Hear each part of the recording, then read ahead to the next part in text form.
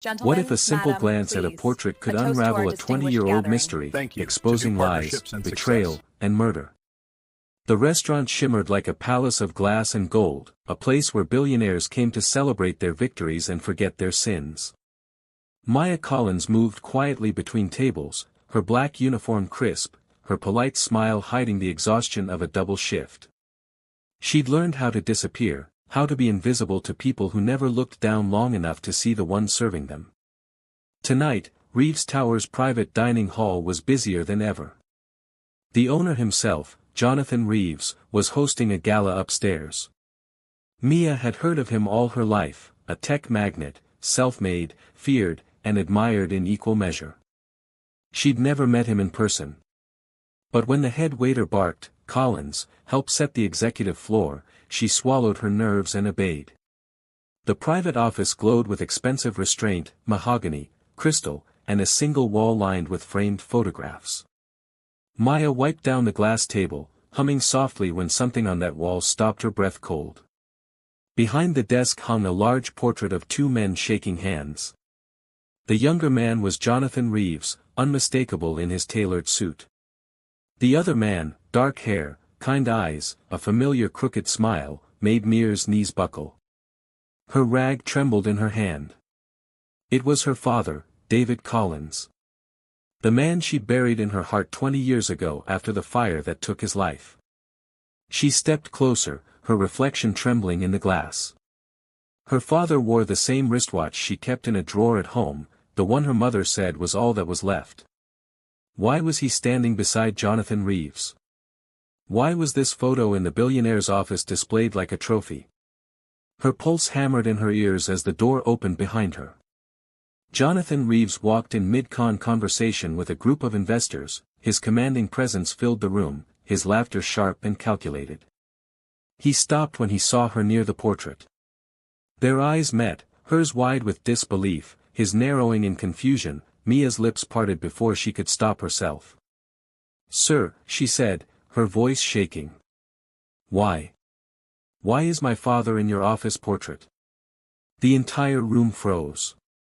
Forks paused. Glasses hung midair. Jonathan's expression shifted from annoyance to something pale, hollow. Fear. For one terrifying moment, the titan of industry looked like a man stripped of armor. Then he whispered, "What did you say?" Mia's throat tightened. "My father," she repeated. "David Collins." Color drained from Jonathan's face. His hand trembled slightly before he shoved it into his pocket. The investors glanced at one another, uneasy. The billionaire, who never lost control, suddenly looked like he'd seen a ghost. And in that silent, breathless moment, Mia knew this was not just a coincidence. But hold on, what if this portrait wasn't a trophy, but a confession hiding a deadly secret that could destroy an empire? The silence stretched like a taut wire, ready to snap.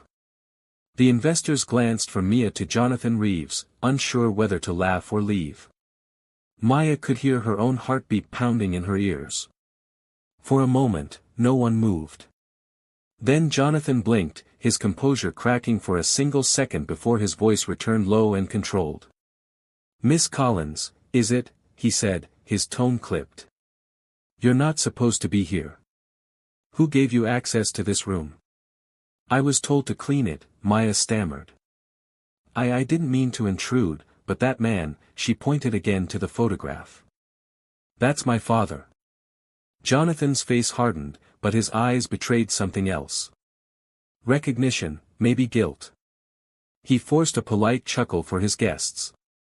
"There must be some mistake," he said lightly. "David Collins was a business associate of mine many years ago." Her voice trembled, but refused to break. "That's impossible. My father died in a factory fire when I was 6. The color drained from Jonathan's face. One of the investors coughed awkwardly, mumbling something about needing air. Jonathan waved a dismissive hand, his jaw tightening. "That will be all for now, gentlemen. I'll join you in a moment." They left quickly, eager to escape, the tension thickening the room. Once the door shut, Jonathan turned toward Mia, his calm demeanor slipping. "You shouldn't throw around wild accusations," he hissed. "Do you understand who you're talking to?" Maya took a step back, fear flickering in her chest, but her grief-fueled anger outweighed it. "I'm talking to the man who has a picture of my dead father hanging on his wall," she said, voice rising. "You knew him, didn't you? Tell me the truth." Jonathan exhaled shakily, pressing a hand to his temple. "I knew David Collins," he admitted finally. "He worked for my company 20 years ago. A brilliant engineer, but unstable. He betrayed us. Stole company property. The fire was his fault." Maya's stomach dropped. "That's not true," she whispered. "My father wasn't a thief." Jonathan's eyes flashed with something unreadable. Pain. Regret. Before he looked away. "You should leave, Miss Collins. I'll make sure you're compensated for this misunderstanding." "I don't want your money," she said sharply. "I want the truth." His mask slipped. "You don't want the truth," he muttered. "The truth can destroy you." Maya stared at him, stunned by the sudden tremor in his voice. "Destroy me or you?" For a moment, the mighty Jonathan Reeves looked small, haunted. He walked to his desk, gripping its edge until his knuckles whitened. "Leave," he said quietly. "Please." Maya hesitated, then backed toward the door. Her eyes lingered on the portrait, her father's gentle smile frozen beside the man who now stood trembling. She turned and left without another word. As the door closed behind her, Jonathan slumped into his chair, his hand shaking as he loosened his tie. He stared at the photograph long and hard, the weight of old ghosts pressing on his chest. "You should have stayed buried, David," he whispered to the empty room. Outside, Maya leaned against the wall, trying to catch her breath. Questions burned in her mind. Why did Jonathan look terrified? What was he hiding? And if her father had truly worked for him, what really happened the night of the fire? She didn't know it yet. But Jonathan Reeves had just reopened the one secret he'd spent 20 years trying to bury. Rain fell hard that night, smearing the city lights into streaks of gold and gray as Maya rode the bus home. Her reflection in the fogged window looked like a stranger, pale, shaken, and burning with questions she couldn't silence. Every time she blinked, she saw Jonathan Reeves's face again. She tore open the envelope with shaking fingers. Inside were photographs, her father, younger, smiling beside a man in an expensive suit. Maya gasped. It was Jonathan Reeves, the same man from the restaurant. "They were partners once," Margaret said, her voice cracking. "They built something together, some kind of energy project. Your father trusted him like a brother. But then there was an accident, a fire at the lab. Jonathan said David caused it. Everyone turned against him. He lost everything." "But Dad didn't cause it?" Maya asked, her voice breaking. Margaret's eyes filled with tears. "No, he tried to expose something.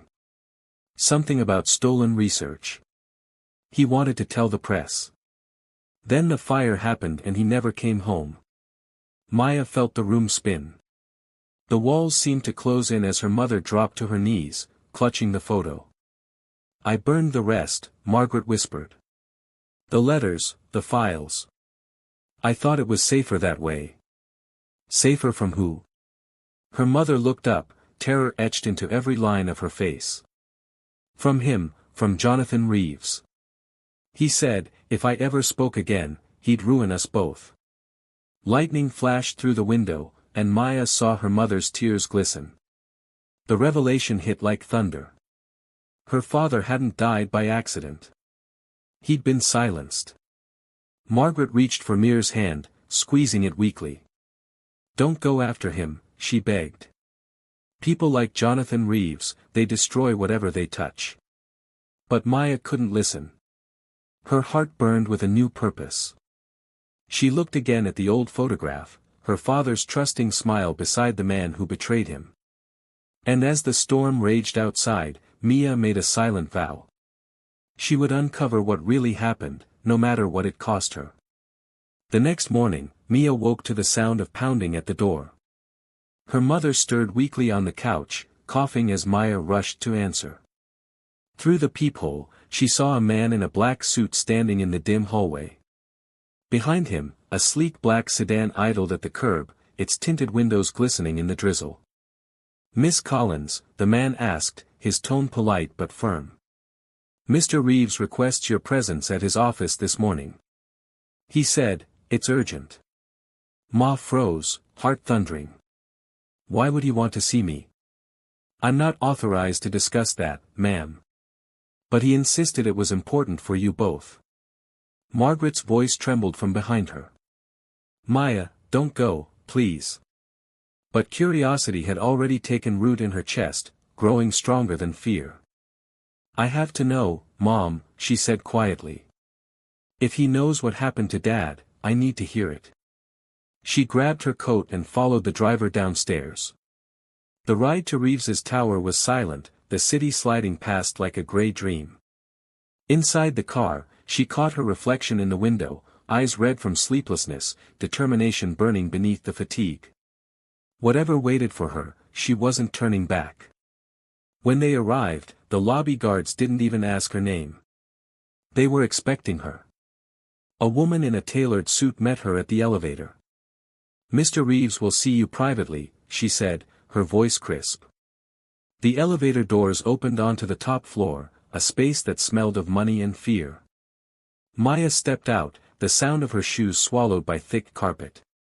Jonathan Reeves stood by the window overlooking the skyline. Sunlight glinted off the silver in his hair.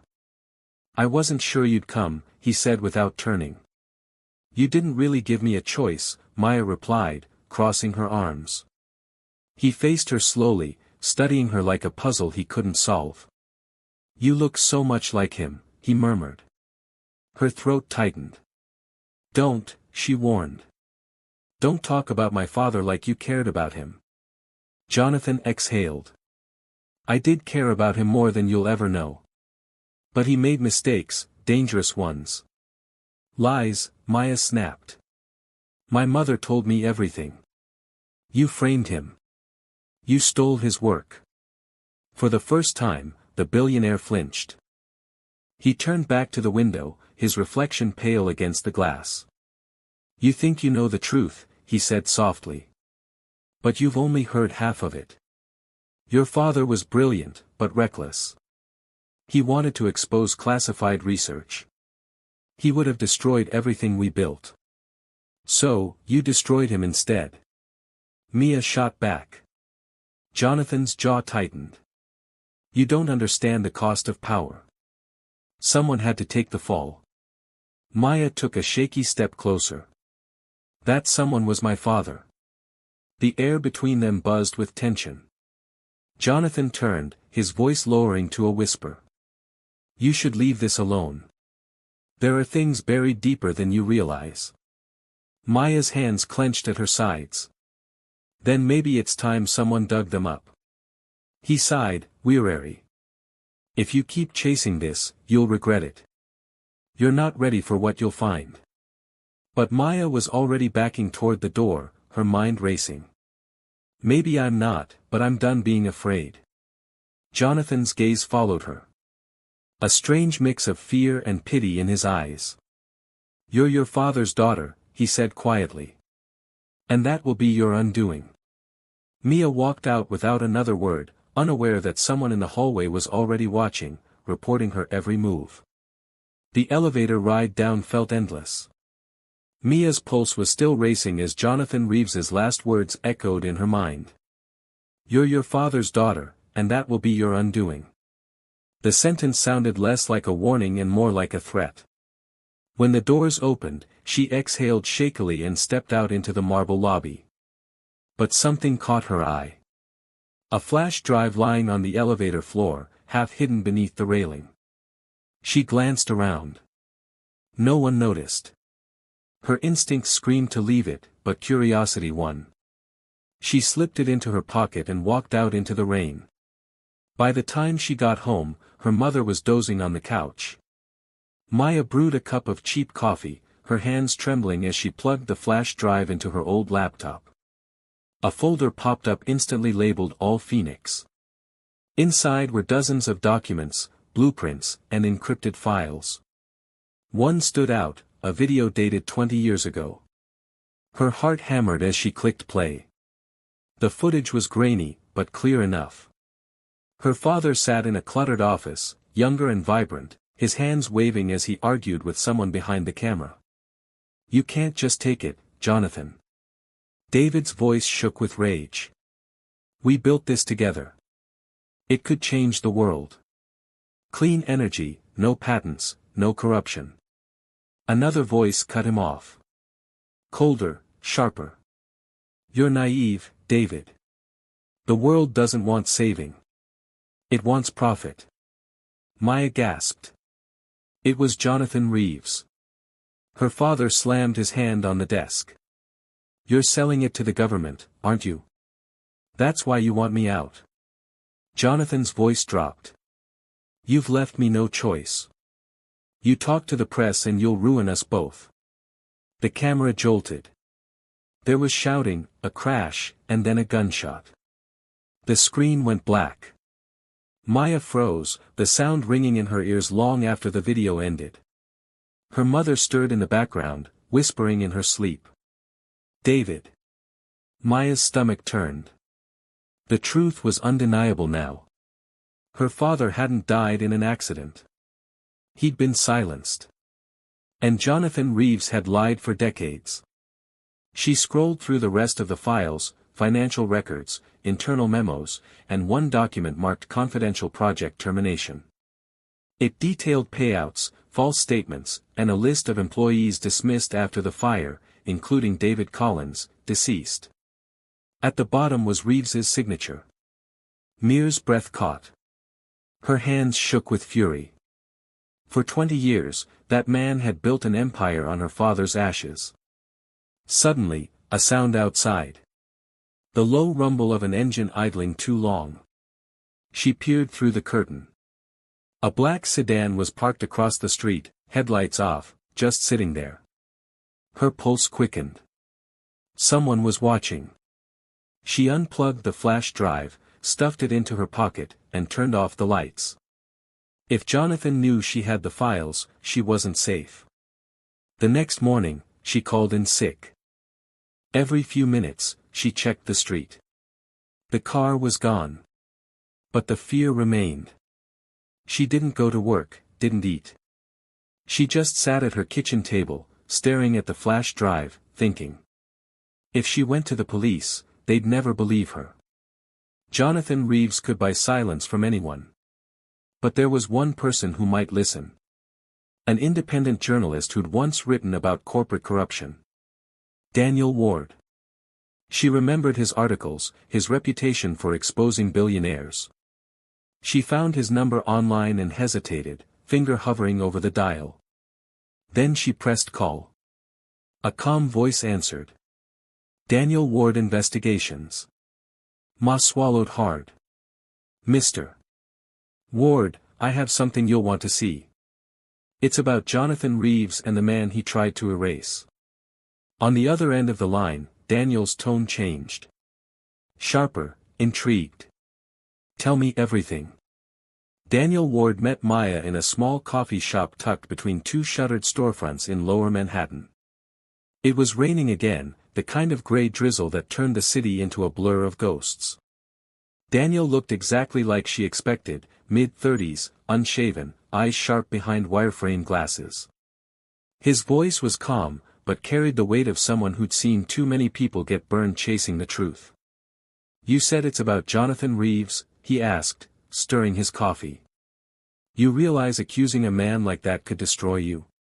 Maya slid the flash drive across the table. Then I guess we'll be destroyed together. Daniel plugged it into his laptop. As he scanned the files, his expression changed from curiosity to disbelief. Where did you get this? His office. I think he dropped it. Maya said, my father, David Collins, was his partner. He died 20 years ago in a fire Reeves called an accident. But look at this. Daniel clicked on the video. They watched silently as her father's face appeared on screen, pleading with Jonathan, the argument escalating until the fatal gunshot ended everything. The sound echoed faintly through the cafe. When it ended, Daniel closed the laptop slowly. "Jesus," he whispered. "This isn't just corporate fraud. This is murder." Mir's throat tightened. "I need to prove it. But he's too powerful. He owns half the city. If I go to the police, I'll disappear before the file even uploads." Daniel nodded grimly. "You're right. He's got politicians, lawyers, and media in his pocket. But there's one thing men like Reeves can't buy. Exposure. If we can authenticate this footage and trace the project mentioned, Phoenix, it could bury him." Mia leaned forward, her voice trembling. "My father wanted that technology to help people, not to make Reeves richer. I have to finish what he started." Daniel's gaze softened. "Then we'll do it together. But from now on, you follow my lead. No contact with Reeves. No social media. You vanish." As they spoke, Maya noticed a man in a black coat sitting 2 tables behind them, pretending to read a newspaper. She felt his gaze every time she moved. "Daniel," she whispered. "I think we're being watched." He didn't turn around. "Finish your coffee," he murmured. "Then get up and walk out calmly. I'll handle it." Maya obeyed, stepping into the rain. Her nerves buzzed as she turned the corner. A minute later, Daniel appeared beside her, breathless. "He followed me out," he said. "Definitely Reeves's security. He knows." Her stomach dropped. "What do we do now?" Daniel looked toward the street where a dark SUV had stopped, its tinted windows reflecting the wet pavement. "We run." They ducked into an alley, sprinting past trash bins and puddles. Maya's lungs burned as footsteps echoed behind them. Daniel pulled her into a side door that led to an old maintenance stairwell. They climbed until their legs ached, emerging onto a deserted rooftop overlooking the city. "Are you crazy?" she panted. "They'll find us." "Not tonight," he said, catching his breath. "We'll lay low. I have contacts in Boston who can secure the files off-grid. Once it's out there, Reeves can't touch you." Maya stared at the skyline, the glowing towers of wealth and corruption. "He's not going to stop," she whispered. Daniel looked at her, his expression unreadable. "Neither will we." Thunder rolled across the sky as the city lights flickered below them. Somewhere in that maze of glass and steel, Jonathan Reeves was already making his next move. And for the first time in 20 years, the ghost of David Collins was no longer silent. 3 days passed like a fever dream. Maya stayed in Daniel's cramped apartment above a laundromat. Her nerves roared from constant fear. Every time a car slowed outside, she froze. Every time the phone buzzed, she jumped. Daniel worked around the clock, encrypting files, contacting sources, trying to verify every detail from the Phoenix project. But the deeper he dug, the more frightened he became. "This thing goes beyond Reeves," he muttered one night, pacing the floor. "Government contracts, shell companies, offshore accounts. Your father wasn't just working on clean energy. He was working on a weaponized version of it. Reeves sold the patent under a false name right after the fire." Mia's stomach turned. "My father would never build a weapon." Daniel stopped pacing. "Maybe not willingly." Before Mia could answer, his phone buzzed with a message from an unknown number. "You want the truth about David Collins? Come alone. 41, Meadow Lane, 10 p.m. Meyer's heart leapt. "That's my father's handwriting," she whispered. "I know it. The way the D loops, that's his." Daniel frowned. "It's probably a trap." But Maya was already on her feet. "I have to go. What if he's alive?" Against his better judgment, Daniel drove her to the outskirts of Queens. The city lights faded behind them, replaced by quiet streets and shuttered houses. Meadow Lane was barely more than a forgotten road lined with overgrown yards. The address led to an old brick home with boarded windows and a dim porch light flickering in the rain. "Stay in the car," Daniel warned. Maya shook her head. "He called for me." She approached slowly, her shoes squatching in the mud. When she knocked, the door creaked open on its own. The smell of dust and oil filled her lungs. "Hello?" she called softly. "Is anyone here?" A shadow shifted in the corner. Then a voice, rough, low, trembling. "Maya," she froze. It wasn't possible. The voice was older, raspier, but achingly familiar. A figure stepped into the light. A man with a limp, his face lined and scarred. One side marred by burns. His eyes, though gentle hazel, the same as hers. "Dad," she whispered. David Collins nodded slowly, tears filling his ruined eyes. "You grew up," he said, voice breaking. "You look just like your mother." Maya stumbled forward, sobbing as she threw her arms around him. His embrace was weak but real. After 20 years, she could feel his heartbeat. "How?" she gasped. "They said you died in the fire." "I almost did," he said, guiding her to a chair.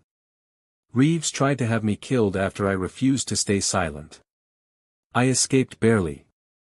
I've lived off the grid ever since, watching, waiting." Daniel stepped inside cautiously, stunned. "Sir, we have proof. Files, videos, everything." David nodded. "I know. I left them behind, hoping one day someone would find them. I never thought it would be you, Maya." She grasped his hand tightly. "We can go public now, Dad. We can end this." But his expression darkened. "No. Reeves has more power than you imagine. The moment this goes public, he'll retaliate. There are people tied to Phoenix who won't hesitate to kill." Mia's chest tightened. "Then what do we do?" David reached for a small metal case on the table. Inside lay a set of blueprints and a single key. This is what he wanted. The original design. If Reeves gets it, he'll control everything. You have to keep it safe. Maya shook her head. "We'll protect it together." David's eyes filled with sorrow. "You don't understand. I'm dying. The fire took my lungs long ago. My time's almost up." Maya's tears blurred the room. "No, I just found you." He smiled weakly. "Then let me give you a reason to fight." But before he could finish, a sound shattered the quiet. The crunch of tires on gravel outside. Someone had found them. Headlights slashed across the window, flooding the small room with white light. David Collins's breath hitched. His trembling hand reached for the lamp switch, plunging them into darkness. "They found me," he whispered. Maya froze. Daniel peeked through a torn curtain. Two men in dark coats were approaching the porch, their silhouettes sharp against the rain. "They're armed," he hissed. David grabbed Mia's wrist, his grip surprisingly strong. "There's a back exit through the basement. Take the blueprint and the key now." "I'm not leaving you," Mia whispered fiercely. "You must," he insisted. "If they catch me, I'm a dead man anyway. But you can finish what I couldn't." His voice broke. "Please, Ma, don't let my life end for nothing." The sound of boots on wet gravel grew louder. Daniel yanked open the trap door to the basement, revealing a narrow staircase. Maya hesitated, her tears falling fast. "I'll come back for you," she promised. David nodded weakly. "I know." As they slipped into the basement, the front door burst open. Shouts filled the air. Maya crouched low, clutching the metal case to her chest. Through the cracks in the floorboards above, she could hear muffled voices. Where's the fire, old man? A man demanded. I destroyed it, David rasped, a heavy thud, then the sound of a blow. Maya flinched, covering her mouth to keep from crying out. Search the place, the voice barked. Daniel whispered. We have to go now. He led her through the basement to a broken vent. They crawled out into the mud behind the house just as another gunshot split the night. Maya froze, heart pounding. Dad, she screamed before Daniel dragged her into the woods. They ran until the lights disappeared, collapsing behind an old fence. Rain drenched them, mixing with the tears streaming down her face. He's gone. Mia sobbed. He's gone again. Daniel gripped her shoulders. We don't know that yet. But if he is, we can't let it be for nothing. We have the proof. We expose Reeves, then your father's name will be cleared. Maya wiped her face, staring at the metal case in her hands. Her father's final gift. He said, this is what Reeves wanted, the original design. Daniel nodded, catching his breath. Let's find out why. They took shelter in an abandoned tool shed nearby. Inside, under the dim light of Daniel's phone, Maya opened the case. Inside lay blueprints marked with complex diagrams and a handwritten note from her father. Project Phoenix. Final prototype. Unlimited energy output. Clean, sustainable. If perfected, it could end the world's dependence on oil and destroy those who profit from it. Daniel whistled softly. No wonder Reeves buried this. If this went public, his entire energy empire would collapse. Maya traced her father's handwriting with trembling fingers. He wanted to change the world. Reeves wanted to own it. Before Daniel could respond, his phone buzzed. An unknown number again. He frowned, answering on speaker. A distorted voice spoke. You have something that doesn't belong to you. Return it and maybe you'll live. The line went dead. Maya's blood turned to ice. They're tracking us. Daniel stuffed the phone into his pocket. Then we move now. I know a safe place uptown. An old contact of mine runs an underground server. We'll back up everything there. As they slipped out into the rain again, Maya looked back toward the house. Smoke curled from the broken windows. She knew in her heart her father hadn't survived, but his mission had. She whispered into the night. I'll finish what you started, Dad. I swear. And somewhere behind the curtain of rain, a figure watched from the shadows, reporting quietly into a phone. The girl has the prototype. The next morning, the city looked colder, sharper, like it knew something terrible had happened. Maya sat in the corner of Daniel's small apartment, clutching her father's metal case. She hadn't slept.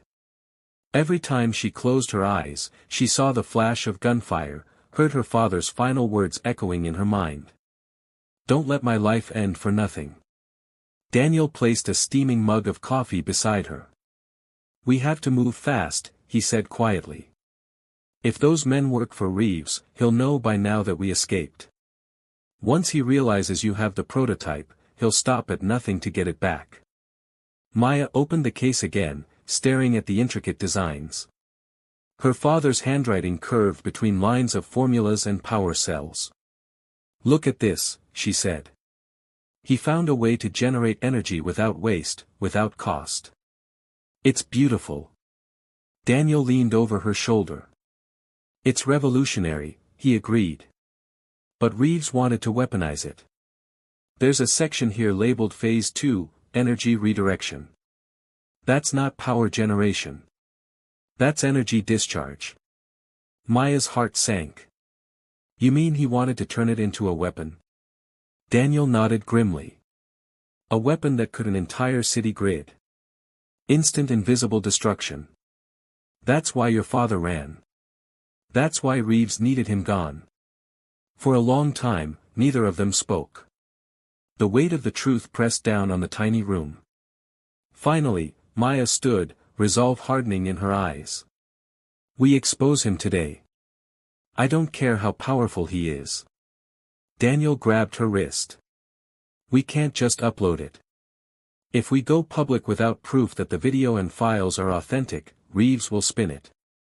He'll call it fake, discredit your father again, and this time he'll destroy you, too. So, what do we do? She demanded. We find someone inside Reeves Corporation, someone who still has a conscience, someone who can confirm Phoenix existed. He hesitated. There's one person I can think of, his former head of research, Dr. Elanina Shaw. She disappeared after the fire, but resurfaced under another name. I think I know where she's hiding. Maya didn't hesitate. Then let's find her. They left the apartment through the back alley, disguising themselves under hooded jackets. The streets buzzed with morning traffic, but Maya couldn't shake the feeling they were being watched.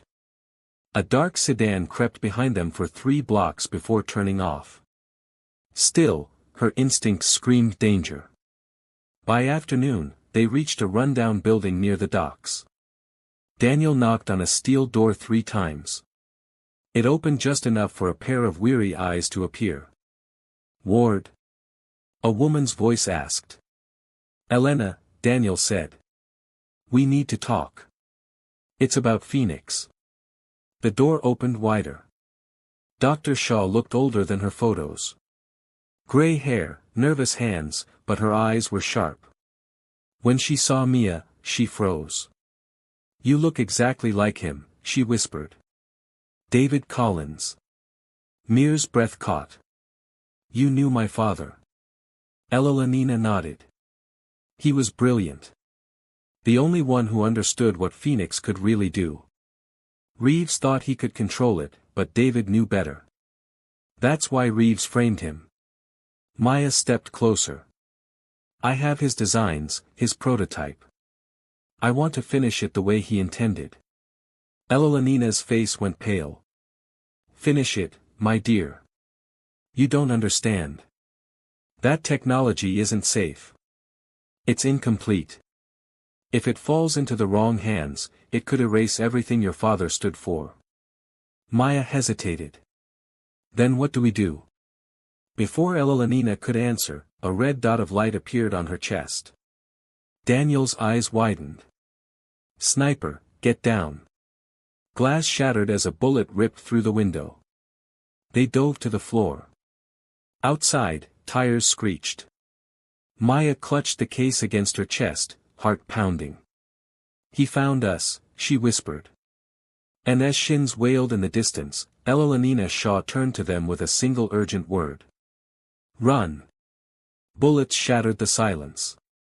Daniel grabbed Mia's arm, pulling her behind a metal filing cabinet as glass rained down around them. Dr. Eleanor Shaw ducked low, clutching her laptop. The echo of gunfire mixed with the storm outside, each shot closer than the last. They're here for the blueprint. Daniel shouted over the chaos. Elanina's hands shook as she shoved a flash drive into Maya's pocket. That has everything my notes, your father's research, the proof you'll need. Don't let them get it. Before Mia could respond, the front door exploded inward. 2 men in tactical gear stormed in, shouting orders. Daniel fired back with Elanina's small pistol, forcing them to take cover behind overturned desks. Go! Daniel yelled. There's a back exit through the alley. Mia grabbed Elanina's wrist and ran. The old scientist stumbled, breath ragged, but Maya half dragged her through a narrow corridor. Behind them, Daniel's voice echoed. One last burst of gunfire, then silence. Daniel! Mia cried, but Eleanor yanked her onward. He knew the risk. Child, keep moving. They burst through a rusted door into the rain-soaked alley. The night air stung their lungs. Tires screeched as a black SUV skidded around the corner, its headlights blinding. Get down. Elanina pushed Mia behind a dumpster just as bullets tore through the brick wall.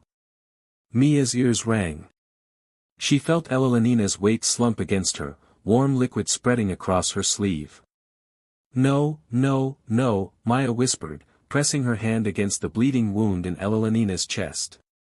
The older woman coughed, a trace of red on her lips. "Listen to me," Elenina rasped. "There's a man who can help you. His name is William Carr. He was your father's lawyer, the only one who didn't betray him. Find him before Reeves does." "Stay with me," Maya begged. "We can get you to a hospital." Elenina shook her head weakly. "Too late. Just make them see who your father really was." Her eyes glazed over. Then she went still. Maya's throat closed. For a heartbeat, the world stopped until another shot pinged against the dumpster. Rage replaced fear. She grabbed the metal case and bolted, sprinting down the alley. Her shoes splashed through puddles as the SUV roared after her. She darted through a chain-link fence, tearing her jacket and climbed over a stack of crates. The men shouted behind her, their flashlights slicing through the dark. She ran until her lungs burned, ducking into a narrow service tunnel that led toward the waterfront. Her mind replayed Daniel's voice, Elenina's dying words and her father's plea. All of it merged into one thought. Don't stop. At last she emerged onto a dock lined with silent fishing boats. The rain had turned the wood slick and dangerous. She hid behind a crate, gasping for air, clutching the flash drive and the blueprint case to her chest. From a distance, she saw the SUV park near the pier. Two figures stepped out, scanning the shadows. One of them lifted a phone to his ear. "She's got the file," he said. "Reeves wants her alive for now." Mia's pulse thudded in her ears. She had to move again. She slipped onto one of the boats, cutting the rope with a rusted knife. The vessel drifted silently away from the dock as lightning flashed across the river. The city skyline shimmered in the distance, cold, glittering, full of lies. Maya looked down at the case resting on her knees. Inside lay the truth that had cost her father, Daniel, and Elenina, their lives. "I'll finish it," she whispered. "For all of you." And as thunder rolled above, a faint light flickered on her boat's deck, a hidden tracker blinking red, silently guiding her enemies straight to her. The morning fog hung low over the Hudson as Maya's stolen fishing boat drifted into an abandoned dock on the west side of Manhattan. Exhausted and soaked to the bone, she pulled the small vessel onto the shore. The flash drive and blueprint case never left her grip. The city loomed above her, massive, indifferent, glittering with the same power that had destroyed her family. She had no money, no allies, and nowhere left to run. Reeves's men would be searching every corner of the city. Her only weapon now was the truth. She found an old pay phone in a subway tunnel, one of the few places surveillance cameras didn't reach. She dialed a number she'd found in Daniel's notes, the contact of an investigative journalist who'd once worked with him before disappearing into freelance exile. When a woman's tired voice answered, Maya's heart raced. "Who is this?" the woman asked.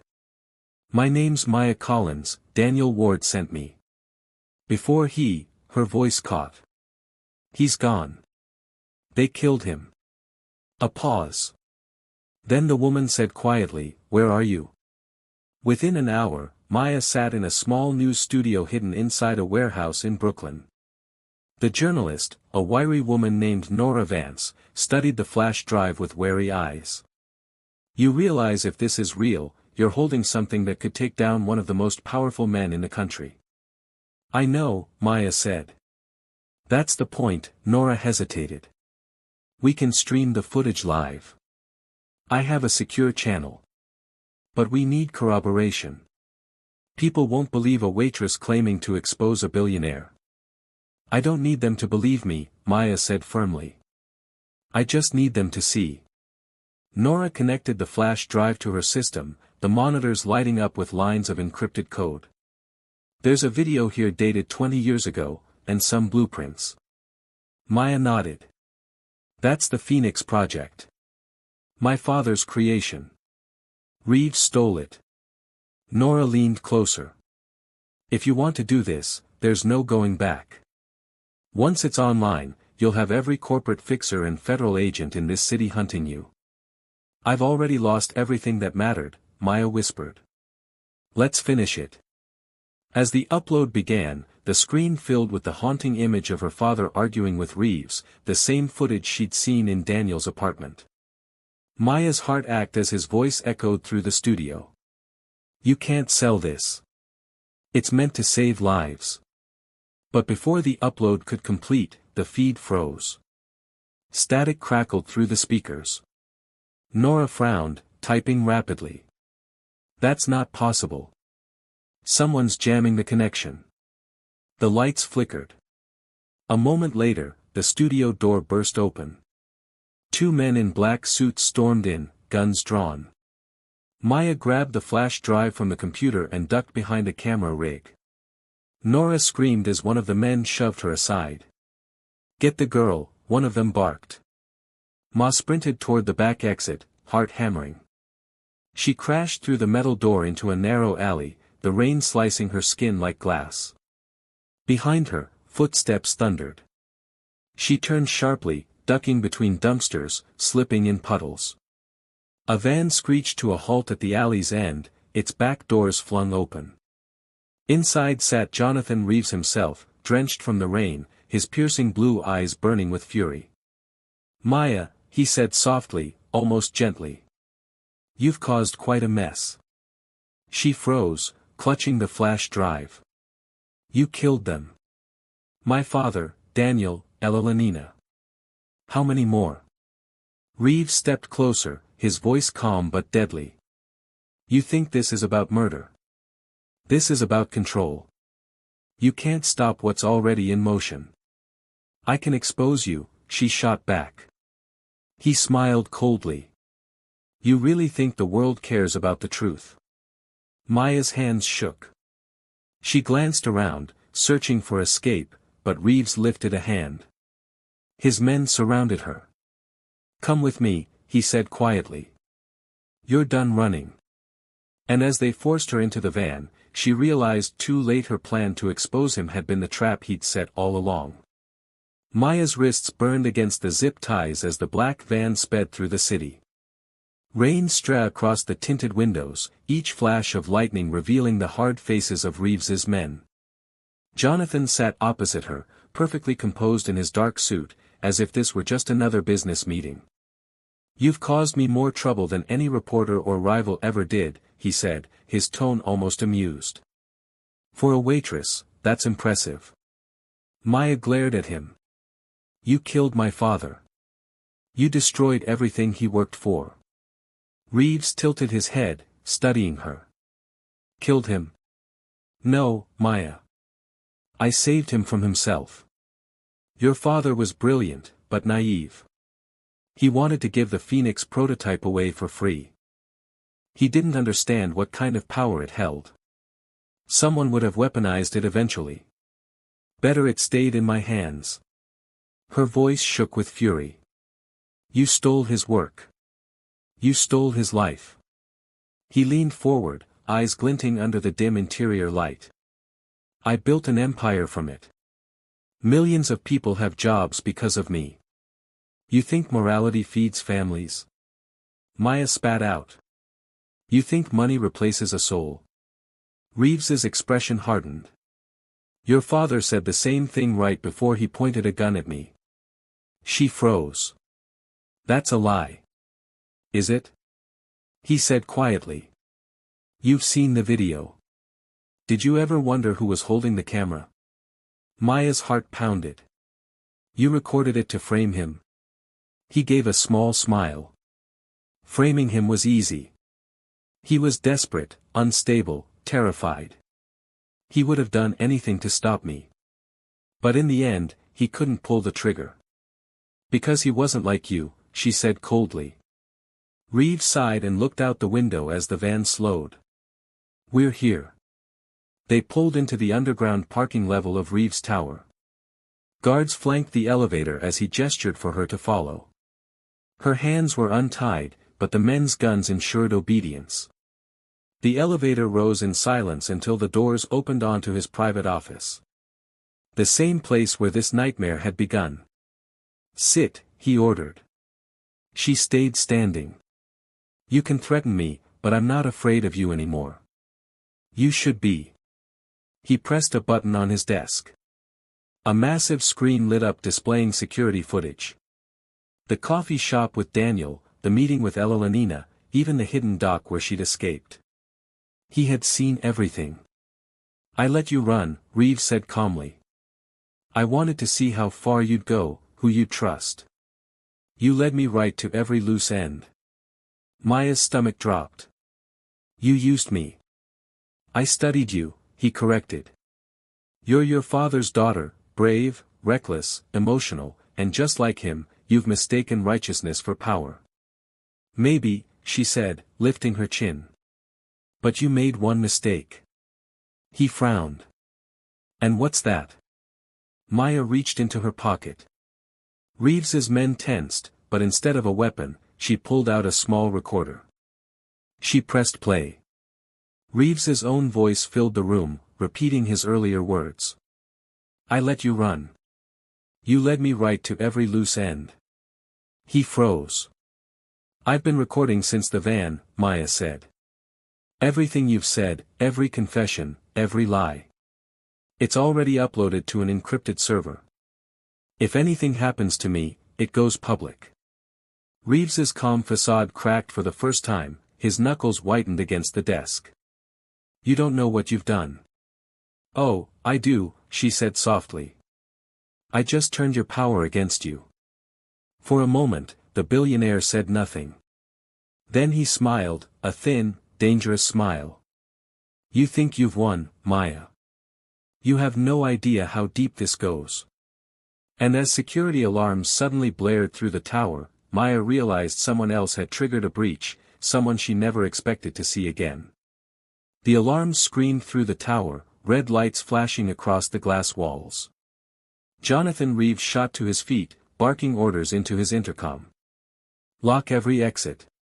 No one gets in or out. His guards moved instantly, but Maya barely heard them. Her pulse thundered as the floor trembled beneath her shoes. What's happening? She demanded, backing away. Reeves glared at her. You tell me. You're not the only one who planned something tonight, are you? Before she could answer, the elevator doors burst open. A man stepped out through the smoke and chaos, muddy, bruised, and holding a gun. Maya's breath caught. Daniel?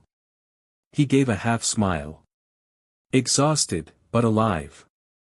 Miss me? Reeves's eyes widened. Impossible. You were supposed to be dead, Daniel interrupted. Yeah, I get that a lot. He raised his gun at Reeves. Step away from her. Guards swarmed into the room, but Daniel moved fast, shooting the security panel. Sparks exploded as the doors slammed shut behind him, sealing them inside. Maya ran to his side, trembling. How did you survive? I wore a vest, he said, panting. Elenina didn't make it. But before she died, she told me everything. Reeves planned the fire 20 years ago.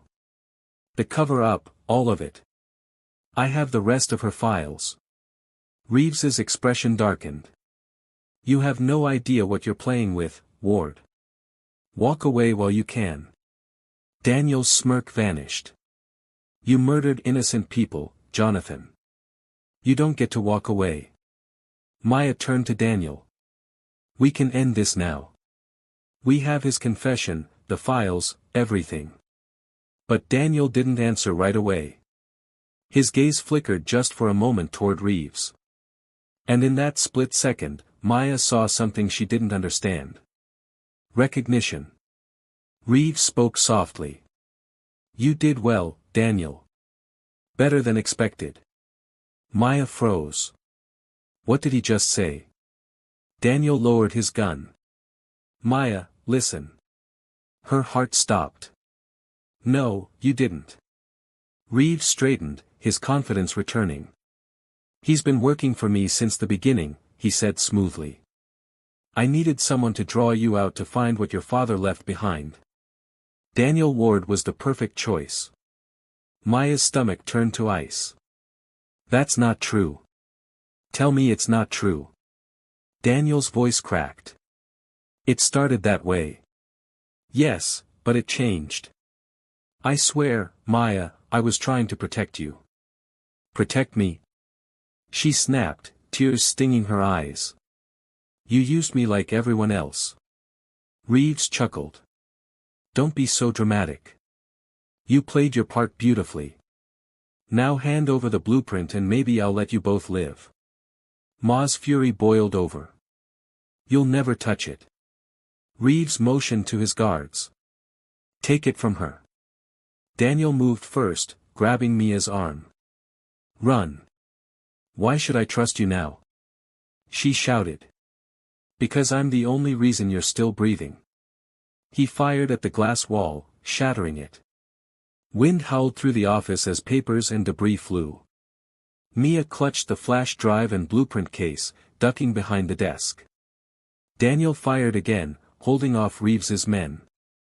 Kuma, he yelled. There's a service elevator down the hall. Maya hesitated, her heart torn between anger and survival. Then she bolted, sprinting toward the corridor as bullets tore through the air. She heard Daniel shout her name and then a gunshot followed by silence. Maya turned back, eyes wide. Daniel lay on the floor, motionless, a dark stain spreading across his shirt. Reeves stood behind his desk, gun in hand, smoke curling from the barrel. For a moment, everything stopped. The alarms, the wind, the fear.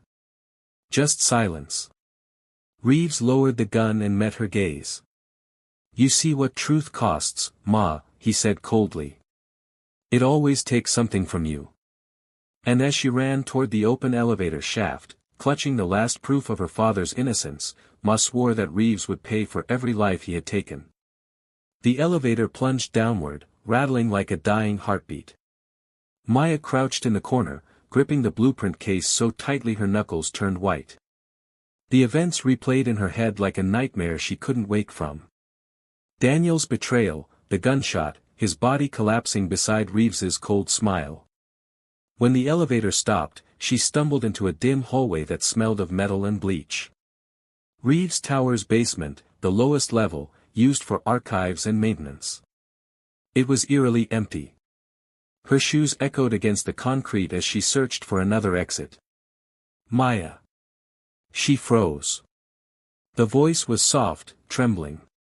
From behind a stack of file boxes, an older woman stepped into view. Short gray hair, glasses, a face lined with guilt. Maya recognized her instantly. Clara, she whispered. Mr. Reeves's secretary. Clara nodded, glancing nervously toward the elevator. I saw what happened upstairs. You shouldn't be here. Maya's heart raced. He killed Daniel. He killed my father. You worked for him all these years. You knew. Clara shook her head, tears glistening. Not everything. Not at first. I thought he was a good man once. I believed in what we were building. But after the fire, after David Collins died, he changed. Cold, paranoid. I tried to leave, but he said I knew too much. Maya stepped closer, voice breaking. Then help me, please. He's covering up murder, and I have proof, but he'll kill me before I get out. Clara hesitated, then reached into her coat pocket and pulled out a small silver USB drive. Your father gave me this 20 years ago, she said quietly. He said, if anything happens to me, give this to my daughter. But Reeves had people watching me. I couldn't risk it until now. Maya took the drive with trembling hands. What's on it? Clara's eyes filled with tears. Everything. The full Phoenix prototype and a recording of the night of the fire. Your father survived for hours after it started. Reeves came back to finish the job. Maya felt her knees weaken. You saw it? Clara nodded. I saw him go inside. I saw him leave alone. For a long moment, silence filled the air, broken only by the faint hum of the lights above. Maya looked at the USB drive in her palm, realizing it was more than evidence. It was justice, the kind her father never received. "Why are you helping me?" she asked softly. Clara looked away. "Because I'm dying, cancer, and I can't carry his sins anymore." She met Mia's eyes. "Promise me you'll make it public. Not just Reeves's crimes, but your father's truth. The world deserves to know who David Collins really was." Maya swallowed hard, nodding. "I promise." Footsteps echoed down the hall, heavy, hurried. Clara's face turned pale. "Go. They're coming." "What about you?" Clara smiled sadly. "I'll buy you time." She turned toward the approaching guards, calling out, "She went that way," and pointed in the opposite direction. The men rushed past her, shouting into radios. Mia ducked into a maintenance tunnel, clutching the USB drive and the blueprint case. Behind her, she heard a single gunshot echo through the corridor. And then nothing. Her chest tightened. Another sacrifice. Another life lost because of Reeves. She wiped her tears and kept running, her steps fueled by fury. Above her, Reeves' tower glowed like a beacon of corruption. She had what she needed, the proof, the confession, the truth. Now she just had to survive long enough to make the world see it. And as she emerged into the night, she didn't notice the silent camera above the door, recording every move, transmitting her location straight to Reeves. The night before the gala, the city glittered beneath a bruised sky. Reeves' tower shone brightest of all, a glass monument to greed and guilt. Inside a small hotel across the street, Maya sat hunched over a laptop, the USB drive and blueprint case open beside her. The files Clara had given her were more explosive than she'd ever imagined. Recordings, bank transfers, and a video of Reeves himself walking through the burning lab 20 years ago. Her father's voice echoed faintly in the footage. "Jonathan, please don't do this." Then the camera cut out. Maya stared at the frozen frame, her fists clenched. "You'll never bury him again," she whispered. On the TV, news channels buzzed about Reeves's upcoming corporate gala, his Phoenix Project Rebirth, a celebration marking 30 years of Reeves Corporation. The guest list included politicians, CEOs, and the media elite.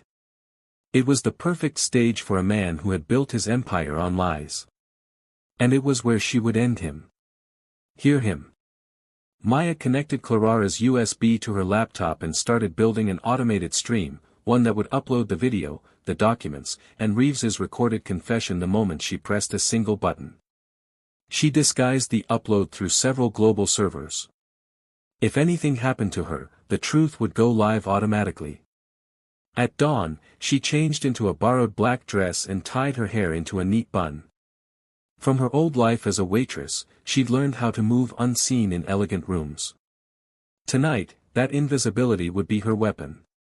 By evening, the grand ballroom of Reeves' tower glowed with gold chandeliers and champagne laughter.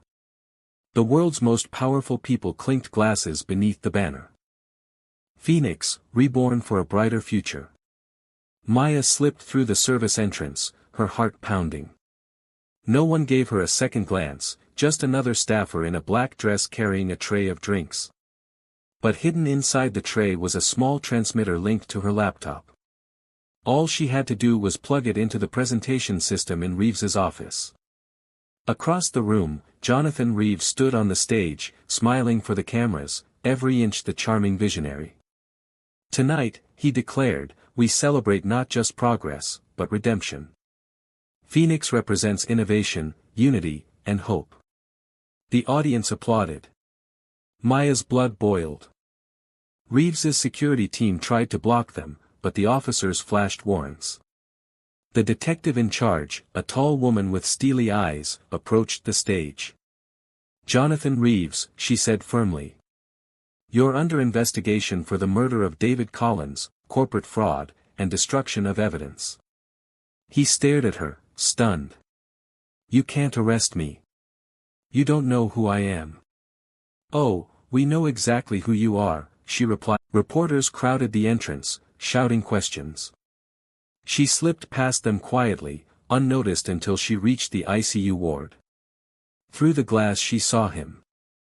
Maya folded it carefully, holding it like something sacred. For years, she'd chased vengeance, thinking it would bring peace. But sitting there, surrounded by everything her father's enemy had built, she understood the truth. Revenge didn't heal. It only burned what was left. She took a lighter from the desk drawer and lit a single candle beside the portrait. Its flame flickered gently against her father's smiling face. She studied him. This man who had once terrified the world, now frail and remorseful. "Do you really think redemption is that easy?" "No," he said, meeting her eyes. "But I think forgiveness might be harder. I don't expect yours. I only hope the world remembers your father as he was before I corrupted his dream." For a long moment, silence filled the room. The ticking of the clock was the only sound. Finally, Maya said softly, "The scholarship will happen. But not for you." "For him," Reeves kishened faintly, eyes glistening. "That's all I ever wanted." He stood, leaning on his cane. "Goodbye, Maya. Thank you for reminding me what it means to be human again." As he walked out, the officers followed him down the hall. Maya closed the door and sank into a chair, tears streaming down her face. For the first time, she didn't feel anger, just an aching release. A month later, the David Collins Foundation for Ethical Innovation was born. Maya spoke at the opening ceremony beneath a warm spring sun. Cameras flashed and for the first time her father's name was spoken with honor, not scandal. She looked into the crowd and thought she saw a familiar figure in a wheelchair at the edge of the park. Jonathan Reeves watching quietly, and when the breeze lifted the white petals from a nearby rose bush, Maya smiled, knowing both men had finally found their peace. 1 year later, the skyline glowed golden beneath the morning sun. New York had changed, and so had Maya Collins. The pain that once consumed her had softened into purpose. She stood in the lobby of a new glass building, smaller than Reeves Tower, but built on something far stronger than wealth, integrity. The sign above the entrance read, "The David Collins Foundation for Ethical Innovation." Inside, the air smelled of fresh paint and hope. Young engineers filled the room, their eyes bright, their hands full of dreams. The foundation's first major project was already underway. An energy prototype based on her father's original Phoenix design restored to its true purpose. Clean, unlimited energy for everyone. Maya walked through the halls, pausing at the main exhibit wall. There, framed beneath a soft spotlight, hung a new portrait of her father, David Collins in his lab coat, smiling beside a chalkboard of equations. Next to it was a bronze plaque that read, "For every dreamer who refuses to let truth die in silence."